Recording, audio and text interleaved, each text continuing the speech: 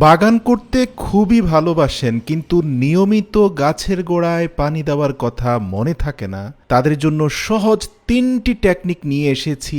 মানে হচ্ছে ২-৩ সপ্তাহ পরে একবার পানি দিলেও আপনার গাছগুলো মারা যাবে না।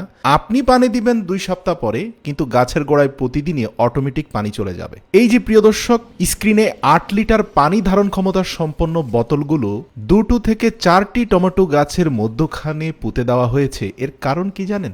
আপনি একবারে ৮ লিটার পানি পূরণ করে দিয়ে যাবেন, ২ সপ্তাহ পর্যন্ত এখান থেকে প্রয়োজনীয় পানি গাছের গোড়ায় চলে যাবে। তাহলে প্রসেসটা কিভাবে করতে হবে? তো দেখুন, একটা কোদাল দিয়ে মাঝারি সাইজে, যাতে বোতলের অর্ধেক অংশ মাটির নিচে চলে যায় সেভাবে একটা গর্ত করে নিন। এরপরে হাতে থাকা একটা স্ক্রুড্রাইভার বা যে কোনো ধারালো একটা লৌহ বস্তু দিয়ে গোড়ার দিকে ৮ থেকে ১০টি ছিদ্র করে নিন। এখানে আপনাকে মাথায় রাখতে হবে যে আপনার বোতলের চারপাশে কয়টি গাছ আছে। যদি ৪ কোণায় ৪টি থাকে, বেশি ছিদ্র করুন। শুধুমাত্র দুই পাশে ২টি গাছ থাকলে পরিমাণের তুলনায় কম ছিদ্র করুন। এবার আসুন, বীজতলা পানি দিয়ে স্যাঁতস্যাঁতে করে সেখানে আপনার টমেটো চারাটা রোপণ করে দিন। এখানে টমেটো চারা দেখানো হয়েছে, আপনি যেই চারাই রোপণ করেন না কেন, ড্রিপ ওয়াটারিং এর জন্য আপনাকে একই প্রসেস অ্যাপ্লাই করতে হবে। তো আসুন, প্রথমবারের মতো গাছের গোড়ায় পানি দিয়ে বোতলটা ভরাট করে দিয়ে অন্তত ২ সপ্তাহের জন্য ভুলে যান। ব্যাস, ২ সপ্তাহ পরে এসে দেখুন আপনার বোতলের পানি কিন্তু এখনো শেষ হয়নি, আর গাছগুলো কেমন তরতাজা দেখাচ্ছে।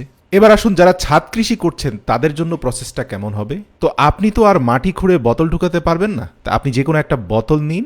বোতলের মুখে মোটামুটি মাঝারি পুরুত্বের পাটের সুতা সংগ্রহ করে ২টি গাছের সাথে ২টি পাটের সুতা কানেক্ট করে দিন। মানে একটা সুতা বোতলের একেবারে নিম্নাংশ পর্যন্ত পৌঁছে যাবে, আর সুতার অপর প্রান্ত থাকবে গাছের গোড়ার সাথে। সম্ভব হলে বোতলের ভেতরে সুতার বেশি অংশ ঢুকিয়ে রাখুন, বাইরে প্রতিটা গাছের গোড়ার সাথে একটা করে সুতা কানেক্ট করে দিন। মনে রাখতে হবে আপনার বোতলের পানিটা যেন গাছের গোড়া থেকে উঁচু স্থানে থাকে, এতে পানির প্রবাহটা চমৎকারভাবে হতে থাকবে।